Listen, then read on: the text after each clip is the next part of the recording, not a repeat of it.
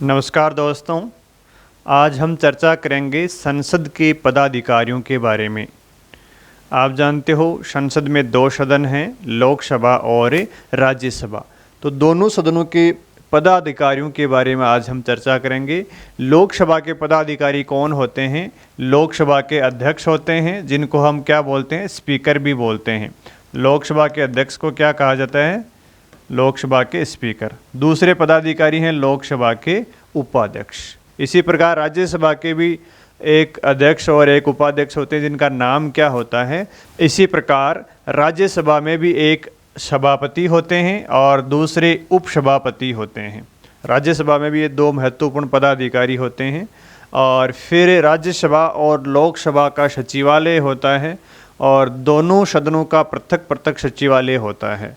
जिनके जो प्रशासनिक अधिकारी होते हैं वो लोकसभा में लोकसभा के महासचिव होते हैं और राज्यसभा में राज्यसभा के महासचिव होते हैं। लोकसभा के महासचिव की नियुक्ति लोकसभा के अध्यक्ष के द्वारा की जाती है। राज्यसभा के महासचिव की नियुक्ति राज्यसभा के सभापति के द्वारा की जाती है। तो लोकसभा के स्पीकर को हमें अलग से पढ़ना है, तो इसलिए हम लोकसभा के स्पीकर की बात नहीं करेंगे। बात आज किसकी करेंगे? राज्यसभा के सभापति और उपसभापति की। लोकसभा के अध्यक्ष और उपाध्यक्ष के जो संवैधानिक प्रावधान हैं वो सेम ही हैं। इसलिए जैसे प्रावधान लोकसभा के अध्यक्ष के लिए दे रखे हैं, वैसे ही सेम टू सेम लोकसभा के उपाध्यक्ष के प्रावधान दे रखे हैं। तो इसमें कोई कन्फ्यूजन नहीं है। इसी प्रकार राज्यसभा के सभापति और उपसभापति के जो संवैधानिक प्रावधान हैं, इनमें थोड़ा सा फ़र्क है जो हम आपको बता देंगे। बाकी लगभग जो प्रावधान है वो सेम ही हैं। तो आज हम चर्चा करेंगे राज्यसभा के सभापति और उपसभापति की। तो भारतीय संविधान के अनुच्छेद 89 में राज्यसभा के पदाधिकारियों के बारे में प्रावधान दे रखा है। संविधान के अनुच्छेद 89 से लेकर 93 तक राज्यसभा के पदाधिकारियों के बारे में प्रावधान दे रखा है। और अनुच्छेद 97 में लोकसभा के अध्यक्ष, उपाध्यक्ष, राज्यसभा के सभापति, उपसभापति, इनके वेतन से संबंधित प्रावधान दिए गए हैं। तो राज्यसभा के जो पदाधिकारी होंगे उनमें हम क्या क्या चीज़ों को देखेंगे, एक बार देख लीजिए। एक तो सभापति के बारे में प्रावधान देखेंगे कि कौन सभापति होता है, कैसे उसका निर्वाचन होता है। इसी प्रकार उपसभापति से संबंधित प्रावधान देखेंगे कि उपसभापति का निर्वाचन कैसे होगा, पदावधि कितनी होगी, इनका पद कब रिक्त होगा, और जब उपसभापति नहीं होंगे तो कौन उनकी जगह कार्य करेंगे। सभापति जब नहीं होंगे या सभापति राष्ट्रपति के रूप में कार्य करते तो कौन उनकी जगह कार्य करने की शक्ति रखता है और उनकी नियुक्ति कौन करता है। और जब राज्यसभा के सभापति और उपसभापति पीठासीन अधिकारी नहीं रहेंगे, पीठासीन नहीं होंगे, तो उनकी जगह कौन पीठासीन होगा, कौन व्यक्ति उनकी जगह कार्य करेगा, इसके बारे में हम जानने की कोशिश करेंगे। और फिर राज्यसभा के सभापति और उपसभापति के वेतन से संबंधित प्रावधानों को आज हम जानेंगे। तो लोकसभा के अध्यक्ष और उपाध्यक्ष की क्लास अलग है, इसलिए हम उनकी चर्चा यहाँ पे नहीं करेंगे। यहाँ पे सिर्फ राज्यसभा के सभापति और उपसभापति से संबंधित प्रावधान देखेंगे। दोनों के लगभग प्रावधान समान है, कहीं कहीं अंतर है तो हम उस पर चर्चा करेंगे। तो सबसे पहले अपन देखते हैं अनुच्छेद 89 में राज्यसभा के लिए एक सभापति होगा और एक उपसभापति की बात की गई है। तो यहाँ पे जो अंतर आता है लोकसभा अध्यक्ष और सभापति में, वो आता है कि यहाँ पे जो सभापति होगा वो कौन होगा? जो भी व्यक्ति भारत का उपराष्ट्रपति होगा वो राज्यसभा का पदेन सभापति होगा। अनुच्छेद 89 में क्या प्रावधान किया गया है? भारत का उपराष्ट्रपति क्या होगा? राज्यसभा का पदेन सभापति होगा। पदेन सभापति होगा, यानी जो व्यक्ति भारत का उपराष्ट्रपति बनेगा वही व्यक्ति राज्यसभा का पदेन सभापति भी बन जाएगा। पदेन सभापति का मतलब क्या होता है? जैसे एक पद मिलने पर दूसरा पद अपने आप ही प्राप्त हो जाता है। जैसे किसी व्यक्ति की जब शादी होती है तो वो व्यक्ति किसी का जवाई बनता है, और जो ही वो जवाई बनता है तो किसी का वो जीजा भी बन जाता है, किसी का वो फूफा भी बन जाता है। तो एक पद प्राप्त होने पर दूसरे पद अपने आप ही प्राप्त हो जाते हैं। इसी प्रकार भारत का उपराष्ट्रपति बनेगा कोई व्यक्ति, उपराष्ट्रपति बनते ही वो राज्यसभा का क्या हो जाएगा, सभापति हो जाएगा। इसलिए कहा गया है कि भारत का उपराष्ट्रपति राज्यसभा का पदेन सभापति होगा, यानी एक पद मिलने पर दूसरा पद अपने आप ही प्राप्त हो जाता है। तो पहली बात हो गई सभापति की। अब यहाँ हम लोकसभा के अध्यक्ष से तुलना करेंगे। तो लोकसभा के अध्यक्ष का तो क्या होता है, लोकसभा अध्यक्ष का निर्वाचन होता है, लोकसभा उसको चुनती है, तब वो लोकसभा के अध्यक्ष के पद पर पहुंचता है। यहाँ राज्यसभा अपने सभापति का चुनाव नहीं करती है, यहाँ तो कोई भी व्यक्ति उपराष्ट्रपति बनेगा और राज्यसभा का सभापति बन जाता है। अंतर समझ में आ गया। दूसरी बात 89 में ही कही गई है उपसभापति की बात। तो उपसभापति कौन होगा, जैसे प्रावधान लोकसभा के अध्यक्ष के लिए हैं वैसे ही सेम टू सेम उपसभापति के लिए दिए हुए हैं। यानी लोकसभा के अध्यक्ष और उपाध्यक्ष का जिस प्रकार निर्वाचन होता है, उनकी नियुक्ति होती है, वैसे ही इनकी नियुक्ति के बारे में प्रावधान किए गए हैं। तो उपसभापति के बारे में क्या प्रावधान है, उपसभापति के बारे में ये कहा गया है कि जो राज्यसभा होती है वो यथाशीघ्र अपना एक उपसभापति चुनेगी। उपसभापति को क्या करेगी, चुनेगी। चुनेगी का मतलब क्या है, चूज करेगी। यहाँ जो शब्द दिया हुआ है वो क्या है, चूज या चुनेगी। राज्यसभा होती है वो अपने लिए एक उपसभापति को क्या करेगी, चुनेगी या चूज करेगी। तो शब्द को ध्यान में रखना है, सभापति तो उपराष्ट्रपति होगा और राज्यसभा अपने लिए एक उपसभापति को चुनेगी, उसको चूज करेगी। यही शब्द लोकसभा के अध्यक्ष के लिए लिखा हुआ है, उसका भी क्या करेगी, चूज करती है लोकसभा या उसको चुनती है। इसी प्रकार राज्यसभा का उपसभापति होता है, उसको भी राज्यसभा चुनेगी या उसको चूज करेगी। ये शब्द संविधान में दिया हुआ है। तो प्रश्न आता है कई बार कि भाई चुनेगी, नियुक्ति करेगी, निर्वाचन करेगी, मनोनीत करेगी, तो क्या आएगी, चुनेगी। अंग्रेजी का देखना है, चूज करेगी। ठीक है, तो बात पहली हो गई सभापति और उपसभापति की, इसमें कोई कन्फ्यूजन नहीं होना चाहिए। एक जो बड़ा अंतर आता है यहाँ लोकसभा अध्यक्ष और सभापति में, तो लोकसभा अध्यक्ष तो लोकसभा का सदस्य होता है, जबकि ये जो सभापति होता है ये राज्यसभा का सदस्य नहीं होता है। ये बात आपको विशेष तौर पे ध्यान में रखनी है। इसका प्रभाव आगे यहाँ जब पीठासीन नहीं होगा तो उस पर भी पड़ेगा, जब हम बता देंगे आगे क्या अंतर आता है। तो पहला जो अंतर आता है लोकसभा के अध्यक्ष और राज्यसभा के सभापति में। राज्यसभा का सभापति राज्यसभा का सदस्य नहीं होता है, जबकि लोकसभा का अध्यक्ष लोकसभा का सदस्य होता है। पद रिक्त कैसे होगा, कि राज्यसभा के जो पदाधिकारी हैं उनका पद कैसे रिक्त होगा। अब यहाँ पे एक बात और समझने वाली है, जैसे सभापति के नीचे 5 लिखा हुआ है, इसका मतलब क्या है, सभापति का कार्यकाल कितना होगा भाई, जो राज्यसभा का सभापति होगा उसका कार्यकाल कितना होगा, इसका कार्यकाल 5 वर्ष होगा। कितने वर्ष होगा, 5 वर्ष। अगर इसको पहले ही हटा दिया जाता है या पहले ही ये त्यागपत्र दे देता है या अन्य किसी कारण से अपना पद छोड़ देता है या इसकी मृत्यु हो जाती है तो पहले ही अपने पद से हट जाता है। अगर ये सब चीज़ें नहीं होती हैं तो राज्यसभा का सभापति यानी अपने पद पर कितने साल तक रहेगा, 5 वर्ष तक रहेगा। राज्यसभा का जो उपसभापति होता है वो अपने पद पर कितने साल तक रहता है भाई, उसका कार्यकाल कितना होता है। अगर वो पहले इस्तीफा नहीं देता है, उसको हटाया नहीं जाता है, उसकी मृत्यु नहीं होती है, वो राज्यसभा का सदस्य नहीं रहता है, इनको छोड़कर उसका कार्यकाल कितना होगा, कितने वर्ष का होगा, 6 वर्ष का। यानी उपसभापति अपने पद पर कितने वर्ष तक रहेगा, 6 वर्ष तक। अगर उसको पहले नहीं हटा देते हैं, इस्तीफा नहीं देता है, तो वो 6 वर्ष तक रहेगा। अगर पहले हटा देंगे तो पहले हट जाएगा, इस्तीफा दे देगा तो पहले ही हट जाएगा, सदन का सदस्य नहीं रहेगा तो पहले ही हट जाएगा। अगर ये सारी चीज़ें नहीं होंगी तो इसका कार्यकाल 6 वर्ष रहेगा, सभापति का कार्यकाल 5 वर्ष रहेगा। अब 6 वर्ष क्यों रहता है? क्योंकि एक राज्यसभा के सदस्य का कार्यकाल 6 वर्ष तक होता है, इसलिए जो भी व्यक्ति सभापति बनता है वो 6 वर्ष तक बन सकता है। फिर देखते हैं पद रिक्त कैसे होता है। तो पहली बात पद रिक्ति की आती है सभापति की। भाई सभापति का पद रिक्त तो कैसे होगा? देखो, सभापति क्या होता है? भारत का उपराष्ट्रपति होता है। तो जैसे ही वो उपराष्ट्रपति नहीं रहेगा तो वो सभापति भी नहीं रहेगा। और उपराष्ट्रपति का पद रिक्त कैसे होता है? जब उपराष्ट्रपति इस्तीफा दे दे। नंबर 1 बात, जब उपराष्ट्रपति इस्तीफा दे दे तो वहाँ भी उसका पद रिक्त हो जाएगा। भाई 3 कंडीशन हैं।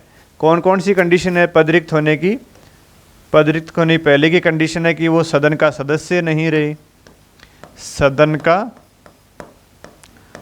सदस्य नहीं रहे। दूसरी कंडीशन है इस्तीफा दे दे, और तीसरी कंडीशन है उसको हटा दें। तो ये 3 कंडीशन ही सभापति पर लागू होती है, लेकिन सभापति से संबंधित ये प्रावधान नहीं है। संविधान में पद रिक्त के प्रावधान केवल उपसभापति के दिए हुए हैं। तो सभापति के प्रावधान कहाँ हैं? सभापति के प्रावधान उपराष्ट्रपति वाले जो अनुच्छेद हैं वहाँ दिए गए हैं। अनुच्छेद 67 में इसके हटाने के प्रावधान दिए गए हैं। यहाँ अनुच्छेद 91 में जो पद रिक्ति से संबंधित प्रावधान है वो किसके दिए हुए हैं? उपसभापति के हैं। और सभापति यानी उपराष्ट्रपति के हटाने से संबंधित प्रावधान कहाँ है? अनुच्छेद 67 में। वहाँ भी 3 कंडीशन है। अगर उपराष्ट्रपति इस्तीफा दे दे, अगर वो सदन का सदस्य नहीं रहे, सदन का सदस्य नहीं रहता है, या उसको हटा दें, तो तीनों ही कंडीशन में क्या होगा? सभापति का जो पद होगा वो रिक्त हो जाएगा। लेकिन जो लोकसभा के अनुच्छेद हैं, अनुच्छेद 91 उसमें ये चीज़ें नहीं दी गई हैं। ठीक है, तो सभापति के लिए हटाने से संबंधित प्रावधान नहीं दिए हैं, उपराष्ट्रपति के बारे में दिए हुए हैं। तो उपराष्ट्रपति हटेगा तो सभापति अपने आप ही हट जाएगा। और उपराष्ट्रपति को हटाने के लिए जो प्रस्ताव आता है वो कौन से सदन में आता है? जो संकल्प आता है वो राज्यसभा में आता है। कहाँ आता है? उपराष्ट्रपति को हटाने का जो संकल्प आएगा वो कहाँ आएगा? संकल्प आएगा राज्यसभा में। और संकल्प किस बहुमत से आएगा? तत्कालीन सदस्यों के बहुमत से आएगा। तत्कालीन सदस्यों के बहुमत से आएगा। और तत्कालीन सदस्यों का बहुमत क्या होता है? सदन की कुल सदस्य संख्या में से रिक्तियों को घटा देंगे, उसके बाद में जो सदस्य संख्या आएगी उसका बहुमत।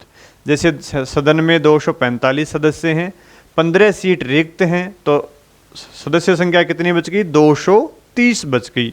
अब 230 का बहुमत कितना हो गया? 116 हो गया।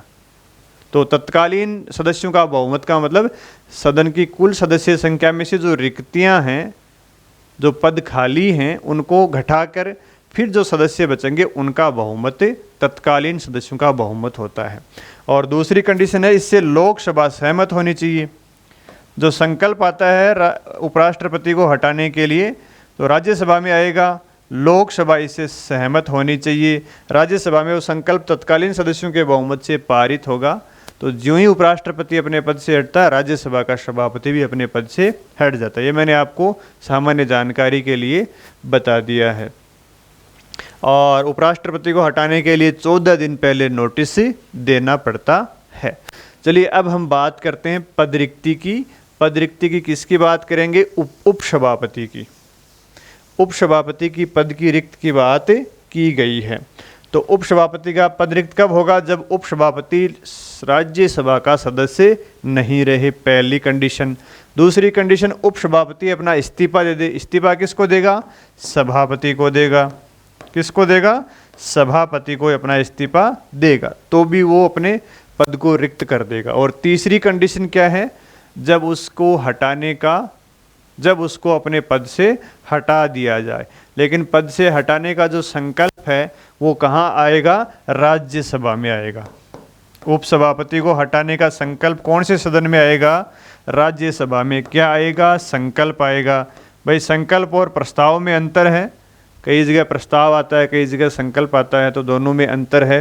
अंतर आपको बता देंगे आगे जब हम संसदीय प्रक्रिया देखेंगे। तो राज्यसभा क्या लाती है, संकल्प लाती है। किस बहुमत से, तत्कालीन सदस्यों के बहुमत से, तत्कालीन सदस्यों के बहुमत से। तत्कालीन सदस्यों का बहुमत आप समझ गए क्या होते हैं, कुल सदस्य संख्या में से रिक्तियों को घटाकर जो सदस्य संख्या बचती है उसका बहुमत। और 14 दिन पहले इसको भी सूचना देनी पड़ती है, इसके विरुद्ध हटाने का जो संकल्प आता है उसकी सूचना 14 दिन पहले उपसभापति को देनी पड़ती है।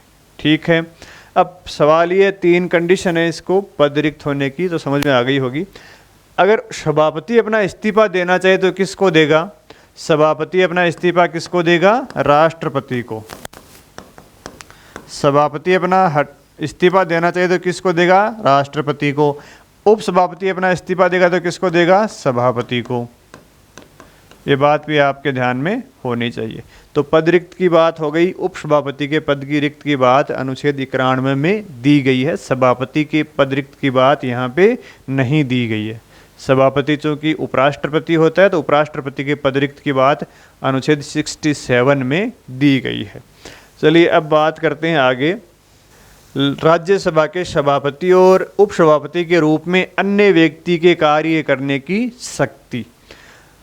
सभापति और उपसभापति के कार्यों का निर्वहन अन्य व्यक्ति कब करेगा, कौन सी ऐसी कंडीशन है जिसमें इन दोनों के अलावा अन्य कोई व्यक्ति उसके कार्यों का निर्वहन करेगा। तो 2 कंडीशन है, एक तो पद रिक्त की कंडीशन है और दूसरी कंडीशन है अनुपस्थित हो जाए तो।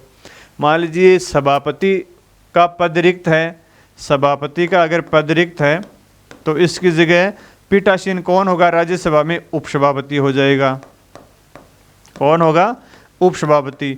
मान लीजिए सभापति का पद भी रिक्त है, उपसभापति का पद भी रिक्त है, तो पीठासीन कौन होगा, जिस व्यक्ति को राष्ट्रपति नियुक्त करेगा, जिस व्यक्ति को राष्ट्रपति नियुक्त करेगा वो पीठासीन होगा। दूसरी कंडीशन आती है कि सभापति अनुपस्थित हो, तब क्या होता है, सभापति अनुपस्थित होता है तो पीठासीन कौन होगा। अगर सभापति अब्सेंट है तो उपसभापति हो जाएगा, और उपसभापति भी अगर अब्सेंट है तो कौन होगा, 10 सदस्यों का एक पैनल होता है जिसको सभापति का पैनल बोलते हैं।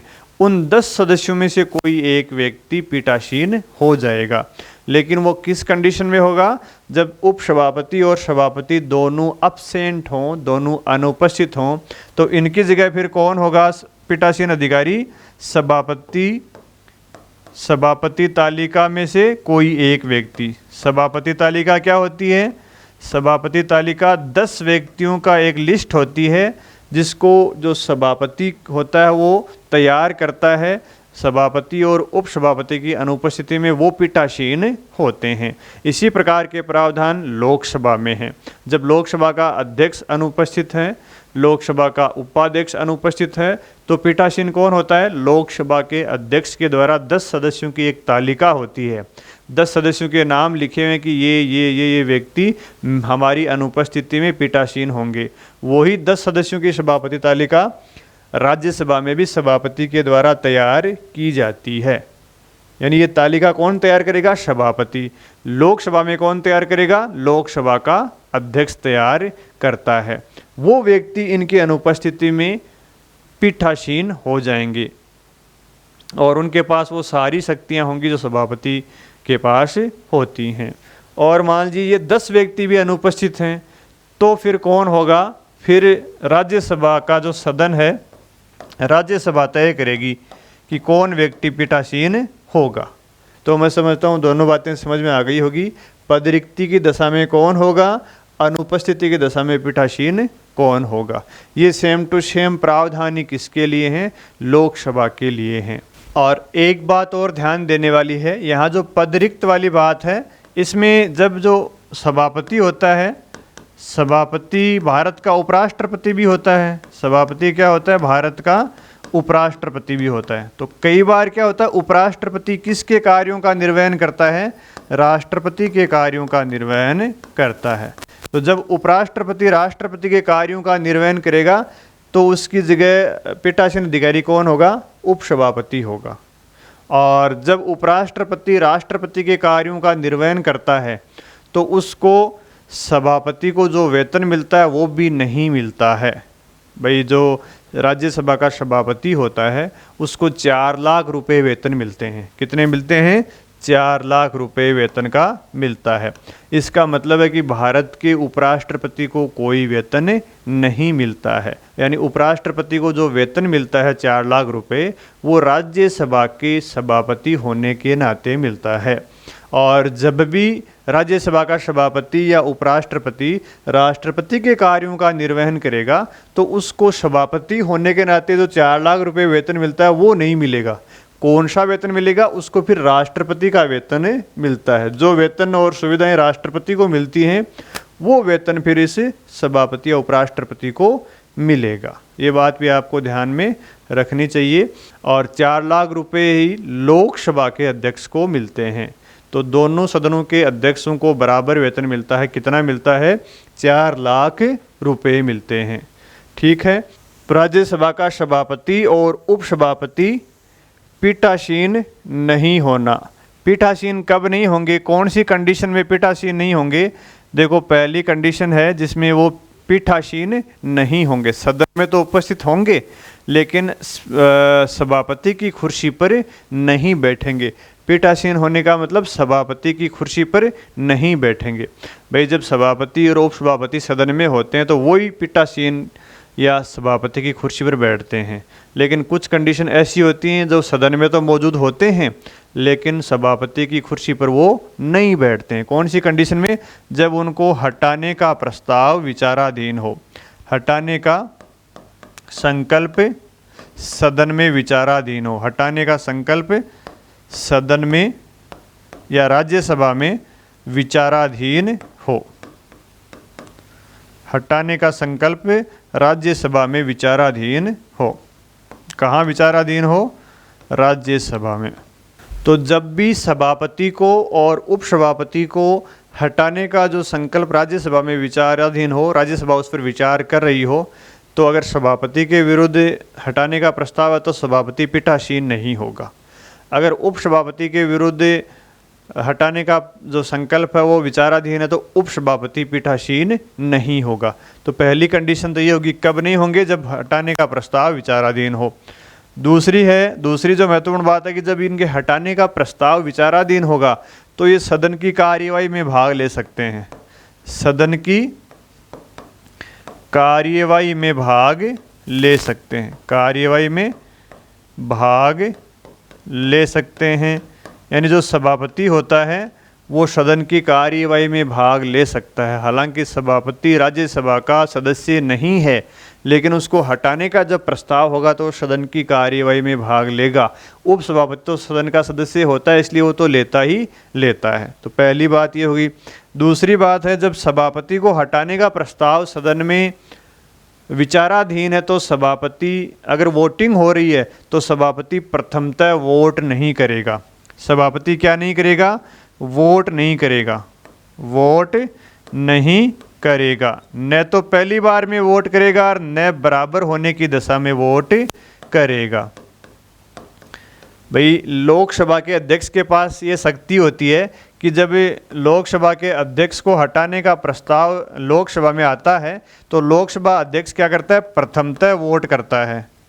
प्रथमतः क्या करता है? वोट करता है। लेकिन जब बराबर हो जाती है कंडीशन, पक्ष और विपक्ष में बराबर सदस्य हो जाते हैं तो वोट नहीं करता है। बराबर होने की दशा में वोट नहीं करता। बराबर होंगे तो वोट नहीं करेगा। लेकिन जो राज्यसभा का सभापति है वो प्रथमतः भी वोट नहीं करेगा। यानी प्रथमतः भी वोट नहीं करेगा और बराबर होने की दशा में भी वोट नहीं करेगा। ये दोनों में अंतर आता है। लोकसभा का अध्यक्ष तो वोट तो करेगा क्योंकि वो सदन का सदस्य है, लेकिन बराबर हो जाएंगे पक्ष विपक्ष में तब वोट नहीं करेगा। कब? जब हटाने का प्रस्ताव हो। बाकी कोई किसी विधेयक पर कोई मामला हो, बराबर हो गए तो वो निर्णायक वोट करता है। यहाँ राज्यसभा का सभापति भी निर्णायक वोट करता है।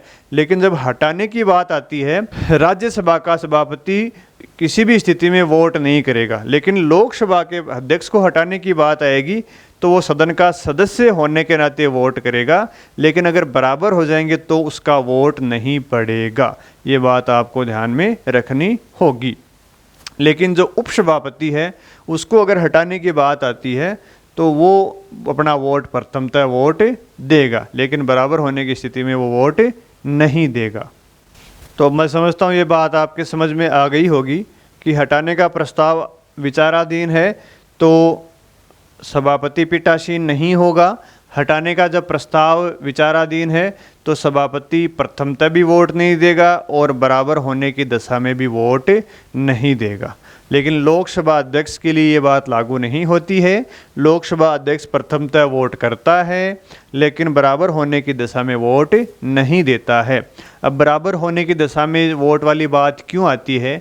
क्योंकि कई बार क्या होता है, सदन में गतिरोध हो जाता है। विपक्ष में भी 100 वोट पड़े, विपक्ष में भी 100 वोट पड़े तो फैसला नहीं हो पाता है। इसलिए लोकसभा और राज्यसभा के जो सभापति और अध्यक्ष होते हैं उनको निर्णायक वोट देने का अधिकार दिया गया है कि भाई जब बराबर हो जाएंगे पक्ष विपक्ष तो गतिरोध को तोड़ने के लिए आप किसी एक पक्ष में वोट डाल सकते हो ताकि प्रस्ताव या विधेयक पर जो गतिरोध आया हुआ है वो दूर हो जाए। उसको क्या बोलते हैं? निर्णायक वोट बोलते हैं। अनुच्छेद 100 में वो निर्णायक वोट दिया हुआ है। वेतन से संबंधित प्रावधान, राज्यसभा के सभापति को 4 लाख रुपए वेतन मिलता है। इतना ही वेतन लोकसभा के अध्यक्ष को मिलता है। 1953 ये अधिनियम बनाया हुआ है। इस अधिनियम के तहत सभापति उपसभापति को वेतन मिलता है और भारत की संचित निधि से वेतन दिया जाता है। संचित निधि से वेतन दिए जाने का मतलब है इनके वेतन से संबंधित जो इनके वेतन पर कभी भी वोटिंग नहीं होती है। चर्चा तो हो सकती है लेकिन उस पर वोट नहीं पड़ते हैं। राज्यसभा के जो उपसभापति होते हैं ये उपसभापति राज्यसभा के प्रति उत्तरदायी होते हैं। हम ऐसा सोचते हैं कि उपसभापति सभापति के प्रति उत्तरदायी होगा, ऐसा नहीं होता है। जैसे लोकसभा का जो उपाध्यक्ष होता है वो लोकसभा के प्रति उत्तरदायी होता है, वैसे ही राज्यसभा का जो उपसभापति होता है वो राज्यसभा के प्रति उत्तरदायी होता है, सभापति के प्रति उत्तरदायी नहीं होता है। और यहाँ पे जो एक और महत्वपूर्ण बात है, लोकसभा के अध्यक्ष, लोकसभा का जो अध्यक्ष होता है और राज्यसभा का जो सभापति होता है उनकी शक्तियों में 2 महत्वपूर्ण अंतर पाए जाते हैं। देखो क्या अंतर पाए जाते हैं। जो लोकसभा का अध्यक्ष होता है वो तो क्या होता है, सदन का सदस्य होता है, सदन का सदस्य होता है, यानी लोकसभा का सदस्य होता है। राज्यसभा का सभापति सदन का सदस्य नहीं होता है। पहला अंतर तो ये आ गया। दूसरा अंतर क्या है, देखो लोकसभा का अध्यक्ष होता है वो संयुक्त बैठक की अध्यक्षता करता है। संयुक्त बैठक होती है, जब भी लोकसभा और राज्यसभा की संयुक्त बैठक होती है उसकी अध्यक्षता कौन करता है? लोकसभा का अध्यक्ष करता है। जबकि राज्यसभा का जो सभापति होता है उसके पास ये अधिकार नहीं होता है। और तीसरी बात है, किसी विधेयक को धन विधेयक है या नहीं है उसको प्रमाणित करने की शक्ति किसके पास है? लोकसभा के अध्यक्ष के पास है। धन विधेयक को प्रमाणित करने की शक्ति, यानी कोई विधेयक धन विधेयक है या नहीं है, इस बात का निर्णय कौन करता है? इस बात का निर्णय लोकसभा का अध्यक्ष करता है। राज्यसभा के सभापति के पास धन विधेयक को प्रमाणित करने की शक्ति नहीं है। प्रमाणित करने की शक्ति नहीं है। किसके पास है शक्ति फिर? लोकसभा के अध्यक्ष के पास है कि कोई विधेयक धन विधेयक है या नहीं है। तो राज्यसभा के सभापति सदन के सदस्य भी नहीं हैं, संयुक्त बैठक की अध्यक्षता नहीं करते हैं, धन विधेयक को प्रमाणित करने की शक्ति इनके पास नहीं है। तो ये दोनों में थोड़ा सा अंतर है। हम अब राज्यसभा के सभापति के बारे में 2-3 फैक्ट देख लेते हैं। राज्यसभा के सभापति, राज्यसभा के सभापति, वर्तमान में राज्यसभा के सभापति कौन हैं? वर्तमान में राज्यसभा के सभापति कौन हैं? वर्तमान में है जगदीप धनखड़। वर्तमान में राज्यसभा के सभापति कौन है? जगदीप धनखड़, जिनका कार्यकाल 2022 से शुरू हुआ है और 2027 तक इनका कार्यकाल रहेगा। इससे पहले प्रथम सभापति कौन रहे थे? राज्यसभा के प्रथम सभापति, यानी 1952 से 1957 तक कौन रहे थे? हमारे जो पहले उपराष्ट्रपति थे डॉक्टर राधाकृष्णन। राधाकृष्णन राज्यसभा के प्रथम सभापति रहे थे। प्रथम सभापति कौन रहे थे? राधाकृष्णन। और राधाकृष्णन लगातार 2 बार राज्यसभा के सभापति रहे हैं। दूसरा कार्यकाल रहा था इनका 1957 से 1962 तक। तो 2 कार्यकाल लगातार राधाकृष्णन भारत की राज्यसभा के सभापति रहे हैं और बाद में ये राष्ट्रपति बन गए। तो ऐसे सभापति जो बाद में राष्ट्रपति बने थे, राधाकृष्णन। और एक व्यक्ति और हैं जो 2 बार भारत के राज्यसभा के सभापति बने हैं, हामिद अंसारी। कौन बने हैं? हामिद अंसारी।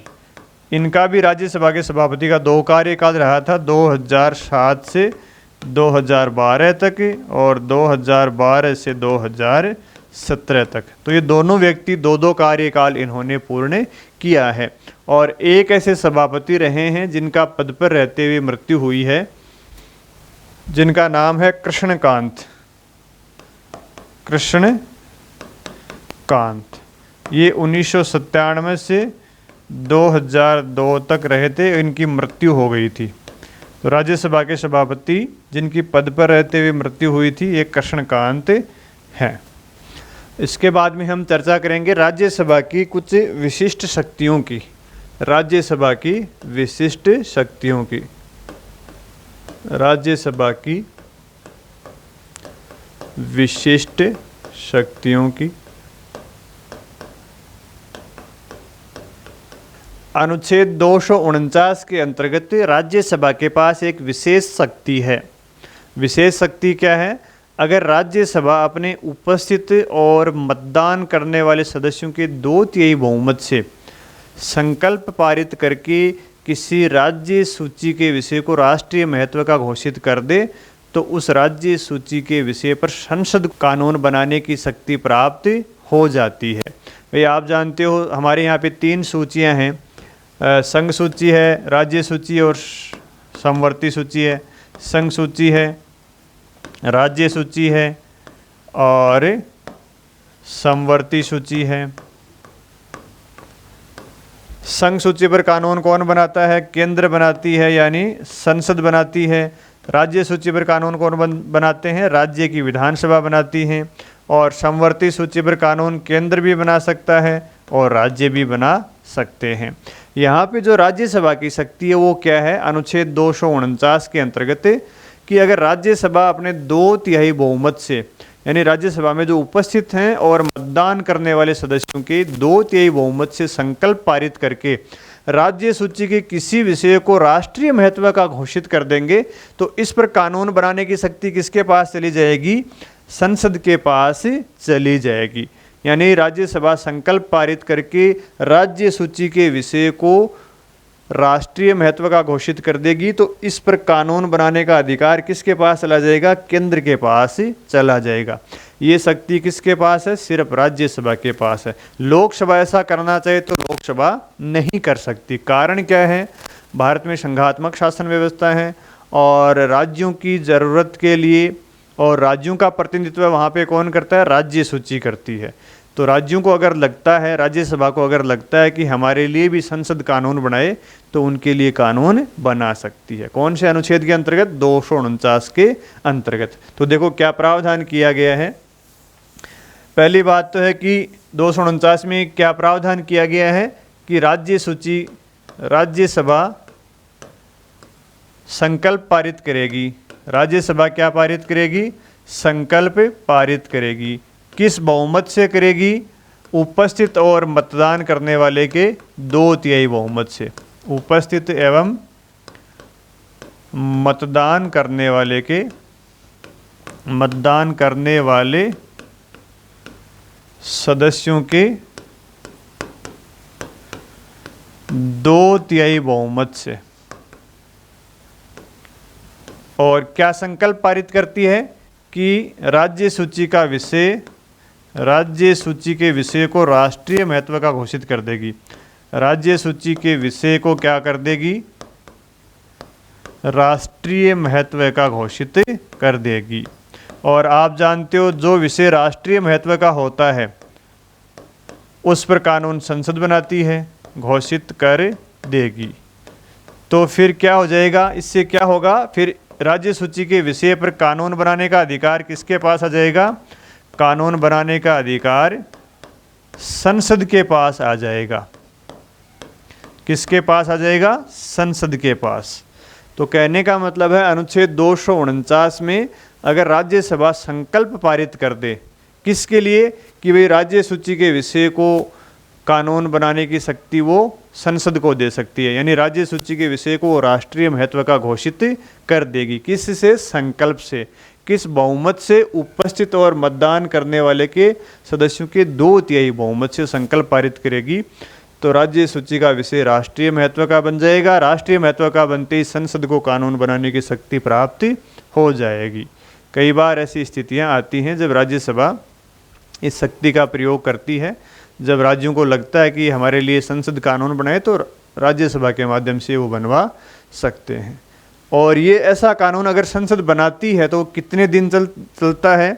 कितने दिन तक चलता है? एक बार में, अगर एक बार में ये कानून बनाती है तो 1 वर्ष तक चलता है। अगर संसद ने ऐसा कानून बनाया है तो वो 1 वर्ष तक चलेगा। 1 वर्ष के बाद में फिर ये संकल्प पारित करना पड़ेगा, संसद से अनुमोदन करवाना पड़ेगा, तो फिर 1 वर्ष के लिए और चल जाता है। इसलिए 1-1 वर्ष के लिए वो कानून लागू रहता है। और संसद मान लीजिए 1 वर्ष के बाद में ऐसा कोई संकल्प पारित नहीं करे तो ये जो कानून 1 वर्ष, तो ये कानून 6 माह के बाद में समाप्त हो जाएगा। 6 माह बाद समाप्त हो जाएगा।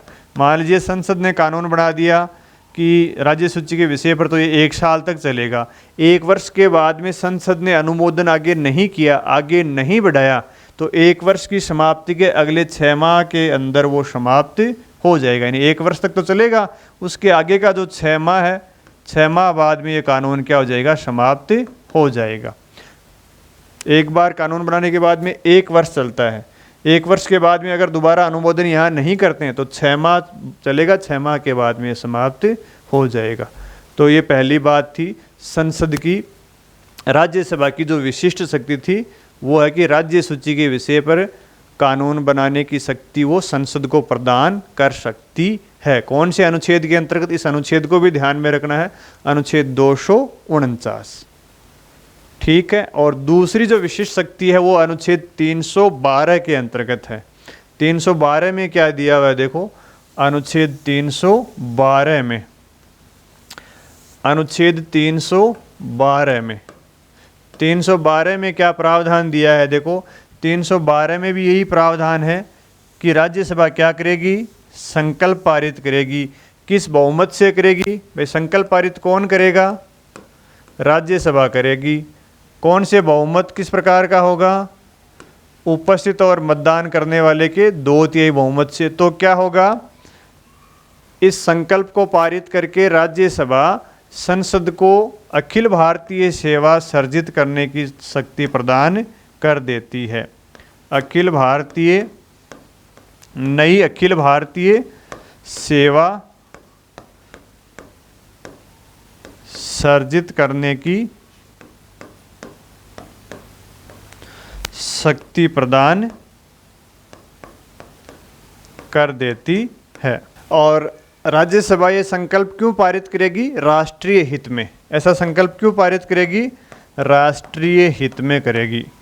अगर राज्यसभा को ये लगता है कि राष्ट्रीय हित में नई अखिल भारतीय सेवा का सर्जन करवाना है तो वो संकल्प पारित करेगी 2/3 बहुमत से। तो फिर संसद क्या करेगी? संसद पर विधि द्वारा, संसद क्या करेगी? संसद विधि द्वारा नई अखिल भारतीय सेवा का सर्जन कर देगी। यहाँ पे एक बार ये प्रश्न आया हुआ था कि नई अखिल भारतीय सेवा का सर्जन किसके द्वारा किया जाएगा? राज्यसभा करेगी, लोकसभा करेगी या संसद विधि के द्वारा करेगी?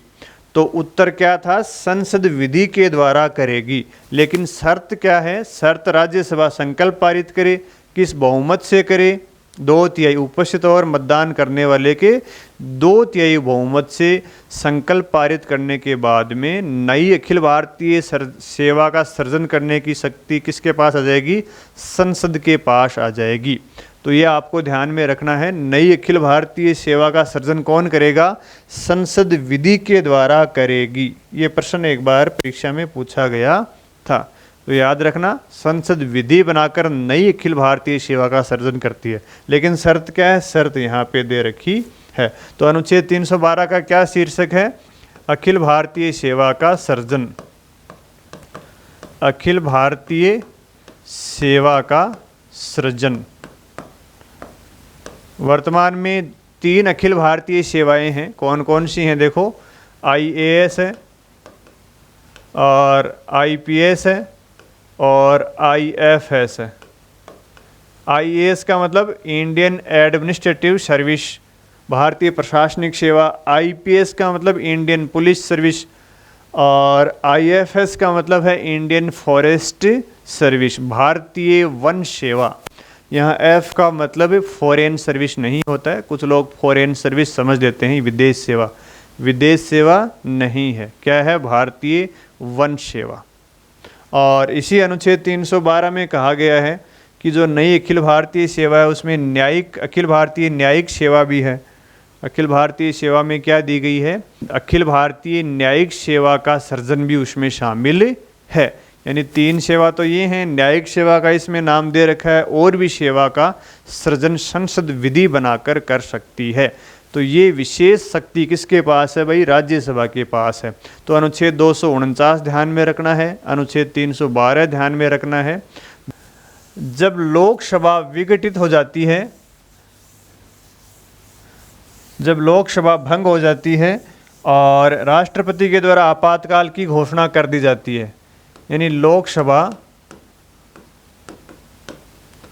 भंग हो या विघटित हो, विघटित होने की दशा में आपातकाल का अनुमोदन कर सकती है। आपातकाल का अनुमोदन कौन करती है, राज्यसभा करती है, राज्यसभा।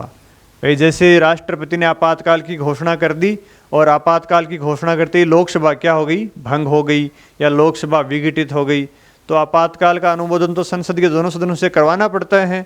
तो उस स्थिति में अनुमोदन कौन करेगा, उस स्थिति में राज्यसभा अनुमोदन कर देगी। और जब लोकसभा दोबारा चुनकर आएगी तब वो अनुमोदन कर देगी। तो इतने दिनों तक किसका अनुमोदन काम कर सकता है, राज्यसभा का। आपातकाल का अनुमोदन करने की शक्ति किसके पास है, राज्यसभा के पास। किस स्थिति में, जब लोकसभा भंग हो, लोकसभा का विघटन हो, तो उस स्थिति में राज्यसभा भी आपातकाल का अनुमोदन कर देगी, तो आपातकाल चलता रहेगा। नई लोकसभा चुनकर आएगी तो वो फिर अनुमोदन कर ही देगी, क्योंकि आपातकाल का अनुमोदन दोनों सदनों से आवश्यक होता है। और चौथी जो महत्वपूर्ण शक्ति है वो है उपराष्ट्रपति को हटाने की शक्ति। उपराष्ट्रपति को हटाने की शक्ति किसके पास है, संकल्प कहाँ से प्रारंभ होगा। उपराष्ट्रपति को अगर हटाना है तो संकल्प का प्रारंभ कहाँ होगा, संकल्प का प्रारंभ राज्यसभा में होगा। जैसे भी मैंने आपको बताया भी था, संकल्प प्रारंभ कहाँ होगा, राज्यसभा में। राज्यसभा के तत्कालीन सदस्यों के बहुमत से पारित करना पड़ेगा, फिर लोकसभा उससे सहमत होगी। तो ये भी राज्यसभा का विशिष्ट शक्तियां हैं। उपराष्ट्रपति को हटाने की बात है या लोकसभा के भंग होने की दशा में आपातकाल को अनुमोदन करने की शक्ति, तो ये राज्यसभा की विशिष्ट शक्तियां हैं।